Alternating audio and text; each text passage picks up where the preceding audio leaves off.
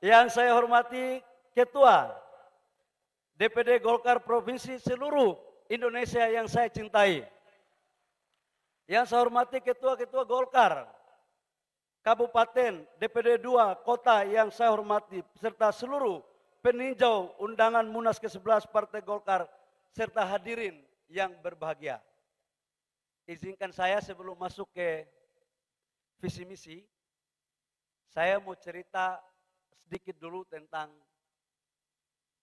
sejarah saya untuk berinteraksi di Golkar.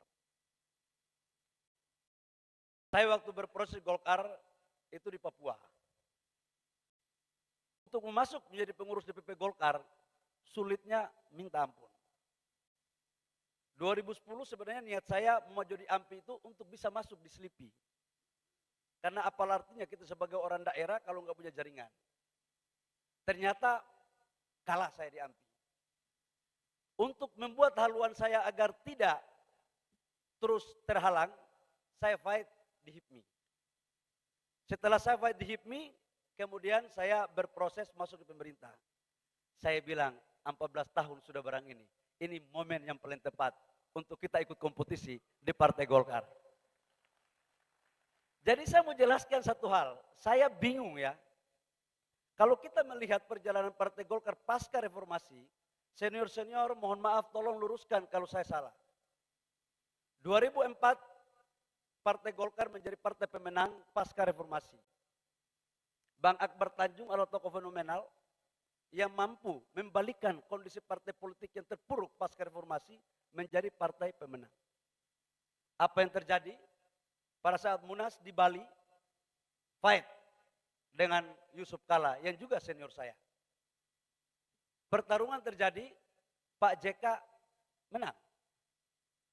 Pak JK menang pun karena memang ada kedekatan dengan pemerintah. Beliau adalah wakil presiden. SBY adalah presidennya. Begitu terjadi selesai, muncul Pak Abu Rizal Bakri. Fight dengan Pak Surya Paloh. Pak Surya Paloh pasti waktu itu mendapat dukungan Pak JK. Tapi Pak JK udah selesai jadi wapres. Pak Ical didukung oleh Pak SBY. Dan kemudian Pak Ical juga menang. Setelah Pak Ical selesai, muncul Pak Setia Novanto lewat Munaslup. Pak, waktu itu posisi Pak Novanto sebagai ketua DPR, dekat sama Pak Jokowi. Alhamdulillah juga menang. Begitu selesai, kemudian zamannya Pak Erlangga. Pak Erlangga juga menang karena memang waktu itu dekat sama presiden sebagai menteri perindustrian. Nah kemudian saya muncul untuk menjadi salah satu kompetitor. Mazhab saya sebenarnya mazhab kompetisi. Karena memang sejak saya lahir, kalau tidak berjuang untuk mendapatkan sesuatu rezeki, nggak bisa makan saya. Karena pernah busung lapar waktu saya kuliah. Jadi memang mazhab saya mazhab kompetisi. Nah ketiga, proses Munas Golkar kali ini, saya dianggap pun mendapat dukungan dari pemerintah. Dan dianggap itu salah. Pertanyaan berikut adalah, kenapa calon-calon terdahulu tidak dinyatakan salah, kok saya dinyatakan salah? Apa yang membuat seperti itu? Apakah karena memang saya adalah kader dari Ufuk Timur yang bukan anak siapa-siapa di Jakarta ini? Apakah memang pengurus DPD 1 Golkar se-Indonesia nggak boleh mencalonkan diri sebagai calon ketua umum DPP Golkar?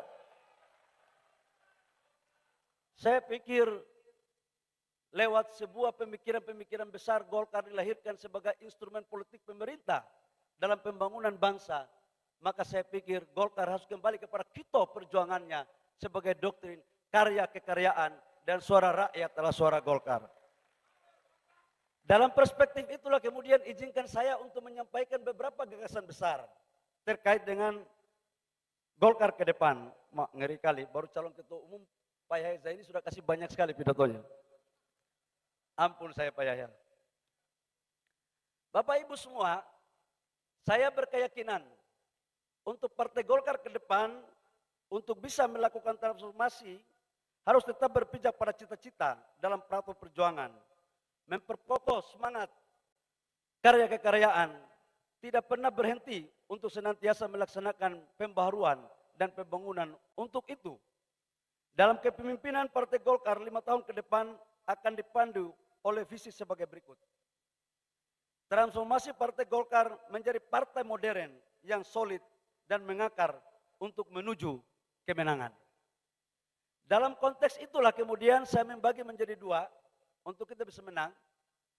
Ada internal dan ada eksternal. Saya dulu waktu menjadi kader Golkar masih mengikuti apa yang disebut dengan karakter des. Saya tidak tahu sekarang masih ada atau tidak itu karakter des. Nah, di dalam karakter des itu kita diajari tentang tata kelola organisasi dan konsolidasi organisasi. Ada mekanisme-mekanisme pengambilan keputusan.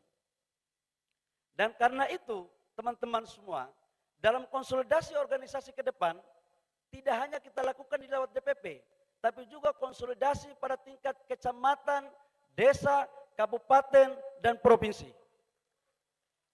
Kembalikan musda-musda itu dilakukan di daerah. Jangan lagi dilakukan musda-musda itu diselipi. Itu menurut saya pelajaran yang harus kita luruskan bersama-sama. Konsolidasi di daerah itu harus terjadi karena itulah kekuatan besar pada partai ini. Partai ini harus menjadi platform perjuangan dan menjadi pelopor pembuat ide. Dan itu sudah terjadi sejak lama. Saya berjanji kepada Bapak Ibu semua, insya Allah kalau saya terpilih, maka saya akan datang di seluruh kabupaten kota dan provinsi di seluruh Indonesia. Karena yang tahu susahnya daerah itu hanya orang atau kader yang pernah berproses dari daerah. Setuju? Mekanisme-mekanisme pengambilan keputusan partai tidak boleh dibuat hanya oleh sekelompok orang. Karena PO, anggaran dasar, juknak, juklak, juknis, semua sudah ada. Tinggal jangan sampai orang Papua bilang tulis lain, baca lain, bikin lain. Saya jujur tidak seperti itu. Ke depan Golkar harus dijadikan sebagai bagian daripada instrumen dinamika berpolitik. Karena Golkar ini, tokoh-tokoh Golkarnya luar biasa kecerdasan politiknya. Jangankan kader Golkar, office boy aja di Selipi pasti punya kemampuan politik lebih tinggi daripada partai-partai baru yang muncul. Ini tukang olah juga. Jadi udahlah kita Golkar ini masing-masing tahu baku tahu lah, udah. Nanti kalau kita ada tum, hebat tum, paten tum, kita keluar 10 langkah, jangan dengar dia, jangan dengar dia. Udah ini. Jadi udahlah kita transparan aja, kita santai aja. Itu. Enggak usah dibuat pusing-pusing. Jadi aturan sudah ada, ini yang kita pakai. Database, pengkaderan, ini harus jalan, harus penyesuaian dengan perkembangan zaman. Sudah ada sosmed, sudah ada IT. Ini yang kita harus adaptif. Bapak Ibu semua, tantangan kita ke depan dalam konteks konsolidasi internal, pada 2029, jumlah pemilih itu dari 17 tahun sampai 50 tahun, itu 72%. Market kita itu di situ. Jadi kalau kita tidak mampu melakukan penyesuaian dalam rangka bagaimana meraih pemikiran mereka dan simpati mereka, maka kita tidak akan bisa menjadi partai yang lebih baik dari sekarang. Karena penentukan pemilih itulah mereka sendiri. Dalam perspektif itu, saya ingin membagi menjadi 3 bagian besar nanti ke depan. Yang pertama adalah struktur yang membidangi organisasi dan kepartaian. Yang kedua adalah struktur yang membidangi pemenangan pemilu. Karena ujungnya adalah kita harus mendapatkan bagian daripada efek elektoral. Nah mungkin kita bikin pokja-pogjanya banyak, saya juga izin dalam forum ini, saya mau menyampaikan pengurusnya tidak usah terlalu banyak-banyak. Di bawah 100. Karena semakin banyak pengurus, bukan kita pikirkan program, kita pikir pengurus. Belum lagi kalau pengurus main barang itu kan. Kita belum jadi ketua umum, sudah ada yang koordinasi duluan ke komandan-komandan gitu.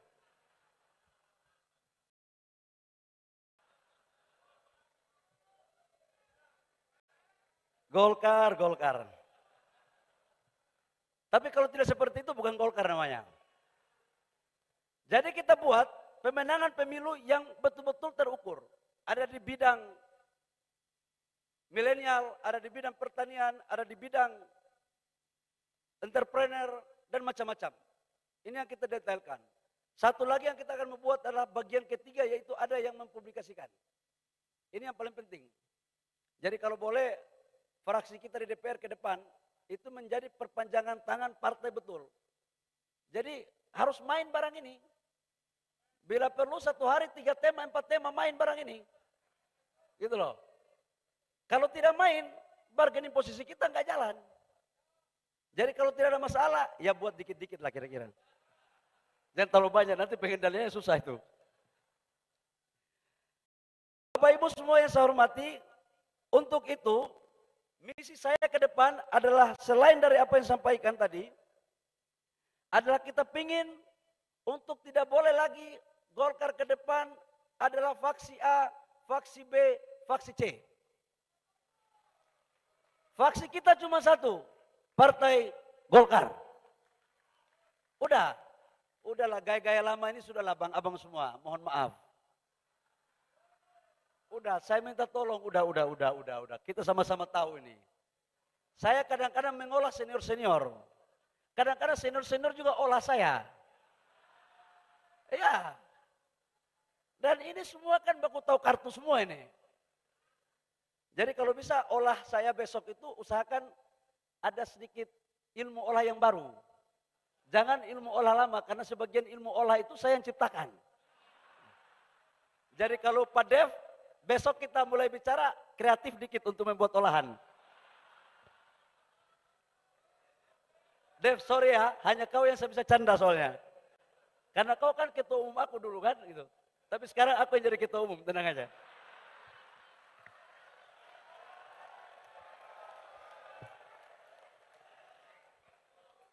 Maman mana Maman? Tenang Man, kita bersahabat semua. Database itu penting. Yang kedua, database yang tadi disampaikan, ini harus betul-betul kita lakukan sebagai organisasi modern.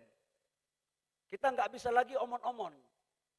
Kita ini kan jago spekulasi semua. Begitu tanya data, buat angka lamaran semua. Jadi semua mimpi semua. Dan untuk mengolah data, Golkar nggak perlu diajarin. Barang tidak ada pun dibuat ada. Judul buku nggak ada dibuat, sudah saya baca bukunya. Itu. Jadi ya udahlah, kita kalau boleh yang lurus-lurus aja lah. Yang ketiga adalah memperkuat posisi Partai Golkar sebagai organisasi yang mengandalkan sistem kaderisasi. Ada hasta karya, ada organisasi sayap, ada organisasi-organisasi lain di luar dari kepengurusan. Ini yang kita harus rebut. Dulu siapa yang jadi ketua KNPI harus orang Golkar. Siapa yang jadi ketua HIPMI harus orang Golkar. Organisasi apa saja pemuda harus Golkar. Ke depan kita akan lakukan seperti itu lagi untuk membangunkan kader.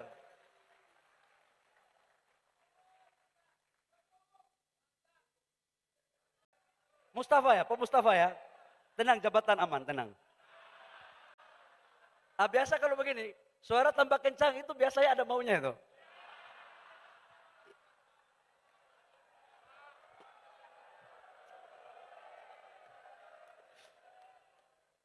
Bapak Ibu semua, yang berikut adalah saya harus menegaskan dalam forum yang sangat terhormat ini.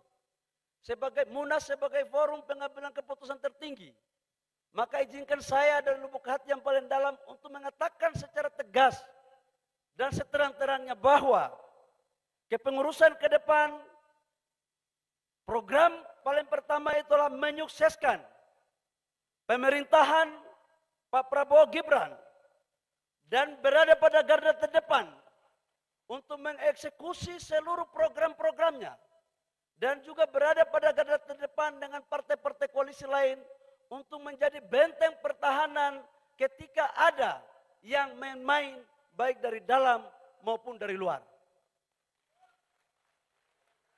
Karena ini adalah bagian implementasi daripada doktrin karya kekaryaan. Dan kita tidak boleh main-main urusan ini. Kita sudah bersepakat, Golkar mendukung pemerintah, jangan pagi mendukung, sore setengah mendukung, malam bikin lain. Ini saya jujur aja. Saya nggak punya kepentingan apa-apa pribadi. Kepentingan saya ke depan adalah Golkar harus lebih baik dari sekarang. Karena itu, pemerintahan Pak Prabowo Gibran sebagai kelanjutan daripada pemerintahan Jokowi Maruf Amin. Jadi kita harus lebih paten lagi. Soalnya Raja Jawa ini kalau kita main-main celaka kita. Saya mau kasih tahu aja, jangan coba-coba main-main di barang ini. Ini, waduh, ngeri-ngeri sedap barang ini, saya kasih tahu. Udah, waduh ini. Dan sudah banyak kok, sudah lihat kan barang ini kan? Ya tidak perlu saya ungkapkan lah, tidak perlu. Dalam konteks ke depan, sampai dengan bulan November, kita harus menyukseskan Pilkada 2024 dengan hasil minimal 60%. Jadi nanti kita akan turun di daerah-daerah dan saya juga berpikir, bukan hanya saya berpikir, tapi setiap partai politik itu ingin untuk menjadi yang terbaik. Kita sekarang menjadi yang terbaik nomor 2. Dan untuk pemilu 2029 kita harus pastikan untuk kompak, berjuang bersama-sama, bergandengan tangan untuk merebut pada posisi yang paling terbaik. Ya kok banyak kali pidatonya nih. Cukup ya? Bos, dikasih berapa menit ini? Pokoknya sampai ini Pak Melki Lakalena ini sahabat saya. Jadi Pak Adis, soalnya calon ketua umum yang menjadi ketua umum, jadi pasti takut juga untuk di stop kira-kira. nggak berani stop kita. Bapak Ibu semua yang saya hormati, terakhir saya ingin mengatakan, nanti yang tenis-tenis yang bahasa indah-indahnya nanti kita dirapat saja. Saya mau sampaikan satu hal aja. Kita ini harus kompak. Kalau nggak kompak, itu bibit dari luar gampang masuk. Saya punya pengalaman selama 5 tahun, sering masuk kepada organisasi yang tidak kompak. Jadi saya tahu betul cara bagaimana membuat partai itu baik atau membuat tidak baik. Nah, dalam konteks itu saya hanyalah anak yang baru masuk di DPP yang insya Allah atas dukungan Bapak Ibu semua, insya Allah kalau saya terpilih, karena belum bisa saya bilang saya terpilih, bisa-bisa kalau pimpinan sidang bawa palu pimpinan sidang terus tidak datang, nggak jadi saya ketua umum. Ini kan, saya hanya ingin aja ada apa-apa kita ngobrolin. Kita elegan aja. Nggak usah pakai gaya-gaya, Tum, mantap, siap. Ada waktu, Tum. Udahlah, gaya-gaya itu sudah lewat itu. Saya sudah melewati masa itu di HIPMI. Diumbar-umbar, disanjung-sanjung, udah lewat itu barang. Nggak mempan lagi untuk saya. Jadi, saya mohon dukungan dari para senior, tokoh-tokoh Golkar semuanya, sebagai kader yang mau berproses bersama-sama di partai ini, saya mohon dukungan dan nasihatnya. Ini para senior khususnya. Memang saya dari kampung Pak, kadang-kadang tata kromonya agak berkurang dengan orang kota. Tapi nggak perlu meragukan kesetiaan dan komitmen saya kepada partai ini. Nggak perlu. Hanya itu saja, karena malam lagi pidato lagi, kita simpan suara juga. Oh ada pantun, ada pantun. Golkar katanya ada pantun. Ngeri barang ini.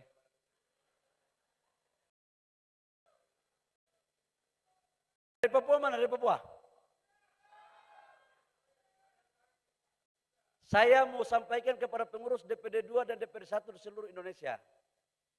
Hari ini saya berada di panggung ini lewat sebuah proses perjuangan. Kalau hari ini insya Allah bisa kita tuntaskan, suatu saat seluruh kader-kader DPD 2 dan DPD 1 dari Aceh sampai Papua berhak untuk berdiri, untuk memimpin partai ini ke depan. Sebagai penutup, izinkan saya menyampaikan pantun. Pergi ke toko membeli dasi, dijual pedagang dari Minang. Saya datang membawa misi untuk membawa Golkar menang di 2024 Pilkada dan menang di 2029 dalam Pileg dan Pilpres. Burung cendrawasih, burung Papua, ekornya kuning dan indah. Cukup sekian dan terima kasih. Golkar maju terus berjaya. Terima kasih, kurang lebihnya mohon maaf. Wabillahi taufiq wal hidayah. Wassalamualaikum warahmatullahi wabarakatuh. Shalom. Om Santi Santi Om. Namo Buddhaya. Salam kebajikan.